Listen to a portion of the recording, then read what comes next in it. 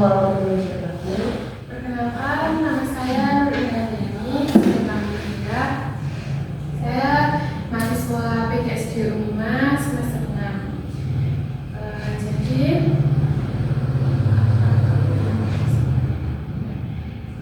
di waktu kemarin saya sudah mewawancarai Ibu terkait permasalahan pada mata pelajaran matematika, khususnya pada materi bilangan jajak.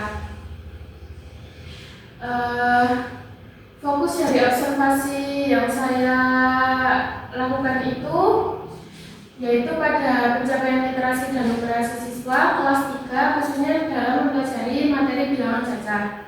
Nah, dari hasil observasi menunjukkan adanya gap pemahaman konkret yang mengharuskan hadirnya sebuah media interaktif yang terjangkau. Nah, pada saat wawancara, saya menemukan beberapa masalah yang terjadi, yaitu yang pertama tentang fokus siswa itu kurang dari 15 menit. Siswa kesulitan dalam mempertahankan konsentrasi jika guru berceramah lebih dari 15 menit. Nah, perhatian anak sangat mudah terdistraksi oleh kondisi di sekitarnya. Yang kedua yaitu kesulitan operasi pembagian. Nah, siswa seringkali mengalami kebingungan dalam memahami nilai tempat serta proses penyelesaian operasi hitung dasar, terutama pada pembagian bilangan jajak. Apalagi pada itu, kalau pembagian kan porok hapet itu masih kesulitan kalau pas itu. Terus yang terakhir yaitu alat peraga. Media pembelajaran sudah lengkap, namun belum ada media yang fokus pada pembagian. Yang selanjutnya yaitu analisis akar masalah. Nah, mengapa masalah dapat terjadi? Secara perkembangan kognitif anak kelas 3 SD yaitu 7-9 tahun masih berada di tahap operasional konkret. Mereka kesulitan memahami rumus dari pembagian jika hanya disajikan dalam simbol tulisan abstrak. Rendahnya kemampuan literasi matematika juga menyulitkan siswa untuk menerjemah soal secara kontekstual ke dalam bentuk perhitungan matematis formal di papan tulis. Ini terutama pada soal cerita, Ibu. Ya. Nah, selanjutnya itu solusi inovasi pembelajaran yang saya angkat. Jadi kali ini saya membuat media yaitu namanya Dakoba. Dakoba itu adalah dakon pembagian. Nah, dakon pembagian ini adalah media pembelajaran konkret yang mengadaptasi permainan tradisional yaitu dakon atau congklak. Media fisik ini menjembatani konsep pembagian abstrak atau pengurangan berulang menjadi aktivitas motorik manipulatif yang menyenangkan, interaktif dan mudah dimengerti. Kenapa saya mengambil atau membuat media ini? Karena menurut saya dengan media dakon atau congklak ini membuat siswa mudah paham dalam nantinya membagi soal tersebut. Terus juga alasannya karena anak zaman sekarang kan mesti banyak yang nggak tahu mainan ini ya, Bu. Jadi ini sekalian mengenalkan permainan tradisional kepada anak SD. Nah, mekanisme cara bermain Dakoba yaitu langkah pertama mengambil satu kartu soal. Siswa secara acak akan mengambil satu kartu soal pembagian dari kotak yang disiapkan. Nah, nanti ada banyak soal, saya menyiapkan soal dalam bentuk kartu. Nanti siswa mengambil secara random. Yang kedua, menghitung biji pembagi. Siswa mengambil biji dakon sebanyak angka yang akan dibagi. Jadi contoh soalnya kan 12 bagi 3. Jadi nanti akan mengambil biji sejumlah 12. Langkah ketiga yaitu pembagian adil dan merata. Siswa membagi biji tersebut satu persatu ke dalam lubang dakon yang diaktifkan. Jadi dalam soal itu kan 12 dibagi 3, jadi kita membutuhkan 3 lubang secara berulang hingga biji yang digenggamnya habis. Langkah terakhir yaitu menemukan jawaban. Setelah siswa menghitung jumlah bijinya terus memasukkan ke satu persatu secara merata, siswa nanti akan menemukan jawaban akhirnya. Jadi misal 12 dibagi 3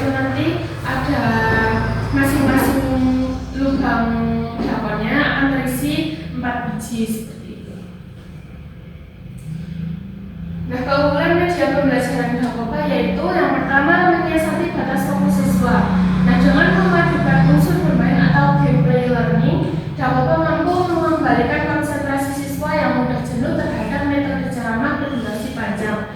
Dengan aktivitas fisik dapat menuntut keterlibatan motorik aktif sehingga siswa tetap fokus dan lebih antusias. Yang kedua, visualisasi konsep dan evaluasi. Siswa tidak hanya menghafal jawaban matematika, melainkan memahami proses logis di balik konsep pembagian sebagai pengurangan berulang sampai habis. Sistem ini juga memfasilitasi evaluasi yang tidak sekedar menguji kognitif teoritis, melainkan psikomotorik juga terlatih. Mungkin akan saya contohkan juga Bu cara pembelajaran seperti apa.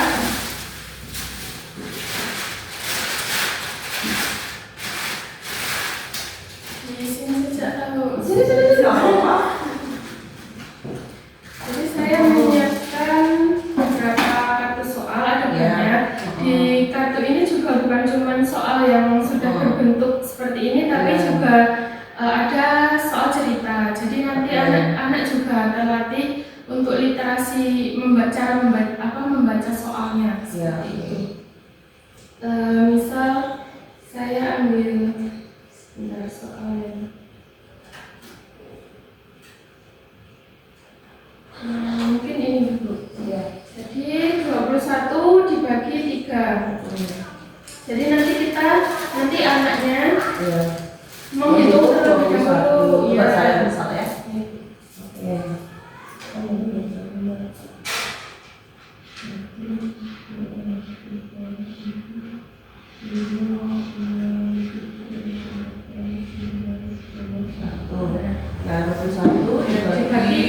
Dibaginya 3. Jadi kita membutuhkan 3 lubang yang ada di sini. Jadi dibagi secara merata.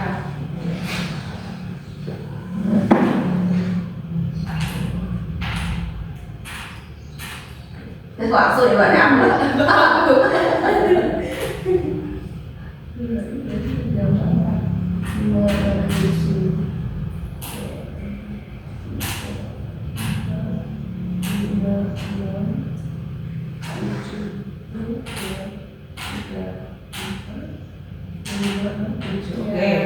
Jadi setelah semua bijinya habis, nanti siswa menghitung. Harusnya satu-satu gitu ya. Iya, kalau siswa seperti itu. Iya, terus nanti menghitung dalam satu lubang itu ada berapa biji. Nah, nanti akan ketemu hasilnya 21 dibagi 3. Itu nanti jawabannya dari jumlah biji yang ada di lubang itu. Jadi seperti itu ya cara bermainnya. Terus ada lagi? Sudah, mungkin sudah ya. Tidak lanjut.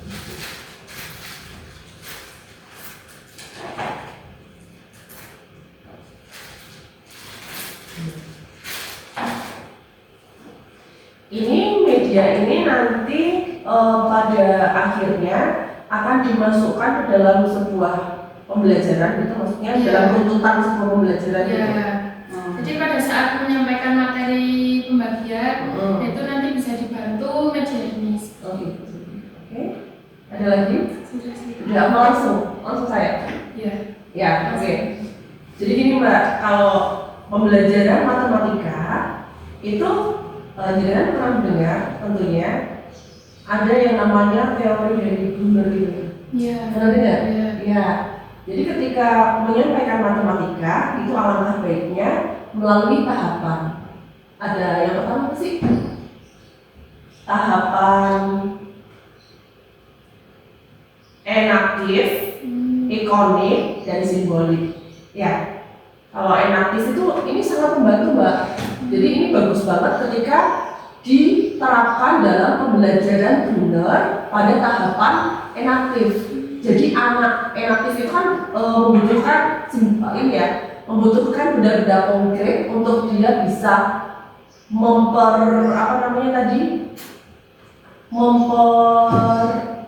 memperjelas konsep, ya kan Mbak?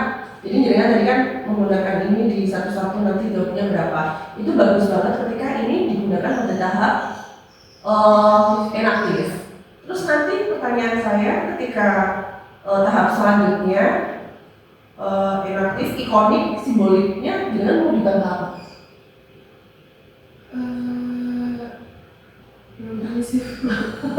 Jadi itu kalau apalagi kan kemarin yang terkait dengan ini ya Mbak ya, dengan pembagian yang sudah sampai yang ke simboliknya. Jadi mungkin nanti kalau masukan dari saya, ini bagus Mbak, bagus banget ketika itu sampai penanaman konsep di tahap inaktif. Ini bagus banget karena anak nanti bisa mencoba, makanya kan anak menjadi lebih tertarik ya Mbak ya dengan permainannya, apalagi jadinya sudah membuatkan nih soal seperti ini. Jadi nanti anak akan dibuat dirangkai dalam sebuah game, itu nanti pasti anak akan suka Mbak. Tapi ini baru tahap inaktifnya, nanti simboliknya juga bisa membuat kira-kira nanti mau saya tambah apa? Apakah bisa dengan seperti LKPD, inaktif, ikonik itu sudah misalnya kalau ikonik itu berupa simbol Mbak nanti Mbak. Jadi misalnya dengan menggambar di papan tulis atau di mana, nanti misalnya ada jeruk 10,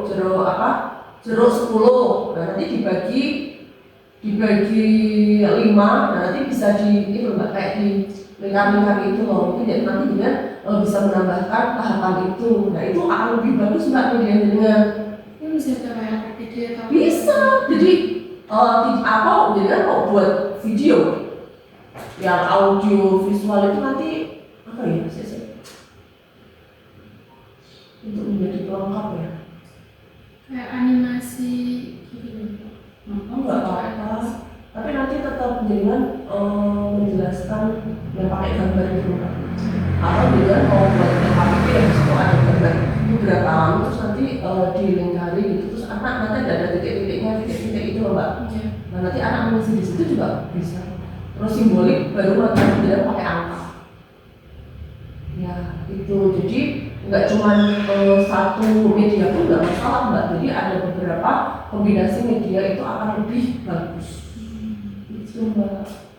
Kalau menurut pendapat saya, iya karena ini bagus untuk konkret. Tapi ketika nanti kita sampai ke tahap simboliknya, kita harus pakai media lagi tuh Mbak. Ya kan, karena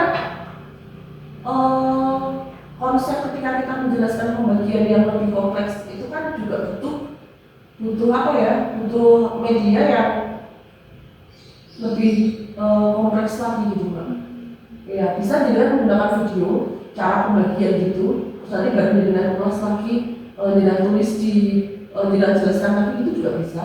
Jadi kalau seperti ini bagus banget Mbak, bagus banget ketika itu sampai tahapan yang konkretnya itu. Tapi butuh coba nanti kalau konsep yang pembagian misalnya pakai tim tadi kan akar masalahnya ada Mbak yang tadi apa sih yang ada pembagian itu loh, ada tadi akar masalah itu apa tadi itu? Coba akar masalahnya apa Mbak, saya lihat lagi Mbak. Nah ya ini benar, berada di tahap operasional konkret, berarti dia membutuhkan benda-benda konkret untuk memperjelas konsep yang ada di pikiran mereka. Nah, rumus pembagian. Nah, di sini kan kalau kita membuat sesuatu produk gitu ya misalnya ya, itu kan harus bisa mengatasi dari semua akar masalah yang disajikan gitu. Kalau akar masalahnya ini kan masih ada, mereka kesulitan memahami rumus pembagian jika hanya disajikan dalam bentuk simbolik atau abstrak. Jadi kalau bisa kesulitan dalam bentuk simbolik atau abstraknya itu juga bisa diselesaikan secara tuntas gitu. Iya, kalau seperti ini bisa katakanlah bila ada ratusan, itu kan kita harus menyediakan seperti ini ratusan gitu. Jadi ini bagus untuk penanaman konsepnya, tapi bisa dilengkapi lagi ketika